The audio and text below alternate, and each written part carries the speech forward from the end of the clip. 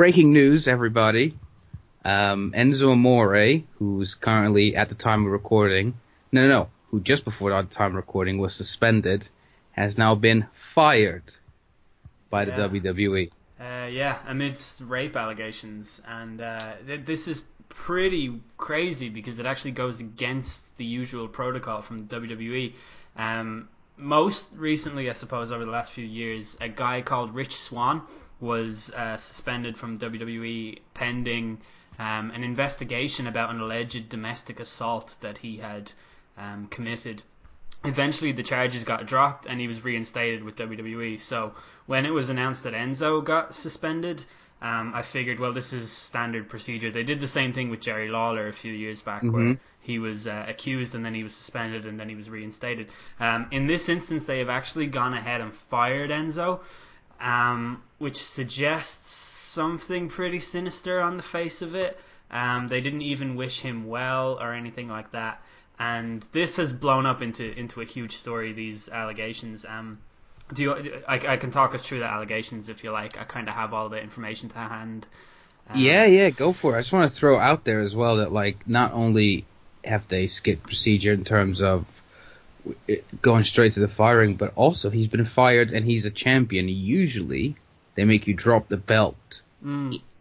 Okay, this context might be different from all the others, and they may know things we don't, but usually you do like a house show or a quick title change, then you fuck off. So talk us through this, please. So there's a woman called Philomena. I'm not going to link her social network things because I don't want to send any abuse her way or anything like that. And No. I mean, look, if you know how to use a computer, you know how to find her. I've read the Reddit threads on R Squared Circle about this. And if you filter it by the worst comments, you will really question your faith in humanity. But essentially, this is a young lady who has come out and said via Twitter that she was raped by Enzo Amore in a hotel room, where she went back to the room with a guy called Tyler Grosso, who is...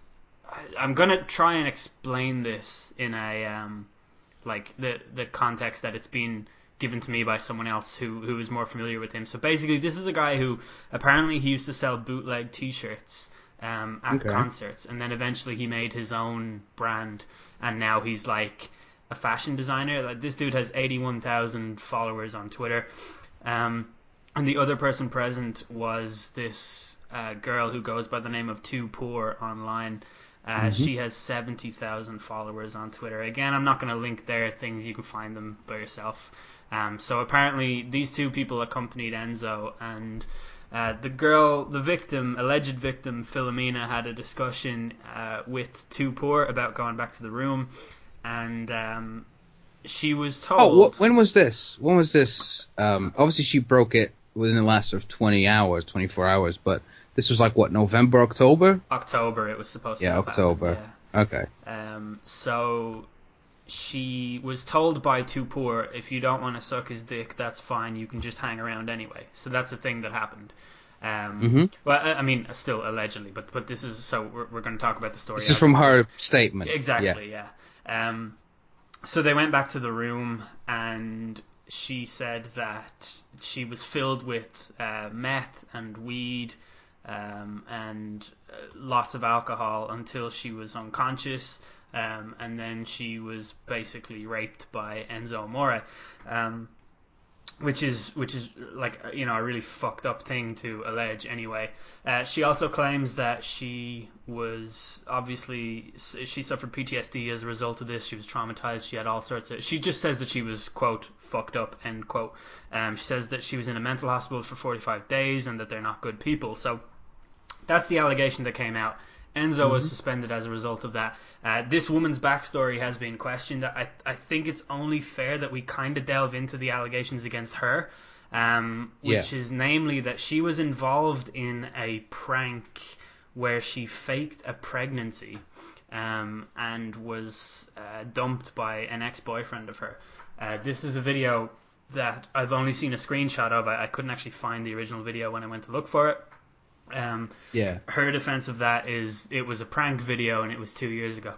I'm not really about the "it's a prank, bro" type videos, so I don't know what to make of this as a pin on her character. You know what I mean? Hmm. Um, so that's one thing. The other thing is that she says she was in a mental hospital for 45 days, which is actually not possible. Well, I mean, it is okay. So it's possible, but if you look at her Twitter, there is no 45-day gap in that. In the since mid October when she alleges that the incident happened. On top Hmm. of that, she has been bragging about cocaine abuse and things like that on her timeline. So these are not things that are facilitated in a mental hospital. You actually get checked for drugs as you go in and out. There are day releases from mental hospitals, but again, your behavior would be monitored so much so that I don't think drug use would be something that you would be going about during those times. And Yeah. again, she has responded to this with a tweet saying the treatment stay was supposed to be 45 days, but she started using her roommate's phone around day 20 to get on social media and left the center against medical advice around 26 days. This is consistent with her tweets. There is a 20-day gap in her tweets. Um, Yeah. so this is actually possible. Um, I mean, those are the main things put against her, right? That she's also I've seen allegations that she's a cam whore. I don't know if that's true. I don't know if she does things on the internet for money or whatever. Irrespective of all of those things, the allegation could still be true, right? So you can't just say, oh, this person's accusing this guy of rape. Well, she has a history of drug use and things like that. That's something that the opposition, that the defense would do at a trial, right? Like no one is on trial here. Similarly, Enzo is not actually on trial. We shouldn't be treating him No. as No.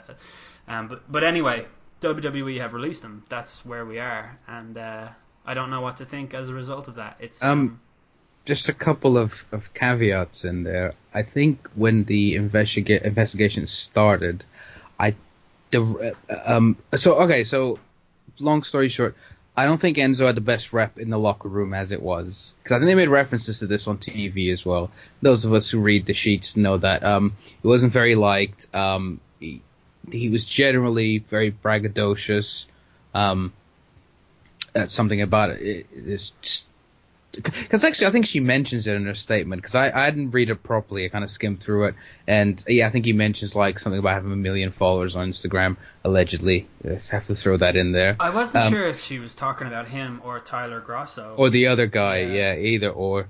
Um, so what initially seemed to be, listen, like I don't know where WWE stands on it as a company, because like I said, it could be a case that he failed to tell them, yeah. and Actually, it just wasn't until just now that they found out. quickly on that note, Which is a Sean morality clause as well. I think that breaks. there's a guy called Sean Ross Sapp of Fightful.com, Hmm. which is literally his Twitter name, so that's how I Yeah. know that. But he's a verified Twitter account, and he's a managing editor at a publication called Fightful Online, and he says, I was told this morning that Enzo Amore was aware of the allegations and did include WWE in.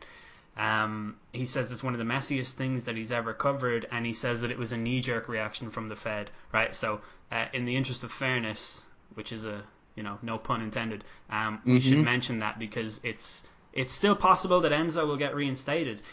There's conflicting things. People on social media are saying that the Phoenix police are um, very close to publishing the results of a lab test, and that WWE were aware of the results and they wanted to get out ahead of the situation before it becomes a Yes. scandal. And then other people are saying no, it's just that Enzo didn't tell them, and he's been out before. He might have had a strike against him in the past. You don't know what goes on behind the scenes in wrestling a lot of the time, and that's the Until after the fact. exactly, yeah. So Yeah. So, and I think for this one, so yeah, as alluded to earlier, like usually they make you drop the belt, then they maybe suspend you, or they maybe they literally write you out of storylines by doing an injury angle as well. For them to be this, even if it's knee jerk, but for them to be this snappy with it yeah, doesn't look good. And it could be the case like they go, okay, you're fired, but if you're innocent, you have a job, and as you were. If you're guilty, then we are done with this, and we have already wiped our hands with you, and we can help out the police and any information that they need of where you were, where you're traveling to, because I suppose that will be the bits that if they weren't informed of it. Now they've got his travel plans. He's a member of the roster since from October to now, so I guess they could be like, he was here, where was she? Was she here? Was she here? And kind of put the two stories and kind of try to make some sort of narrative out of it. It's very mucky, isn't it?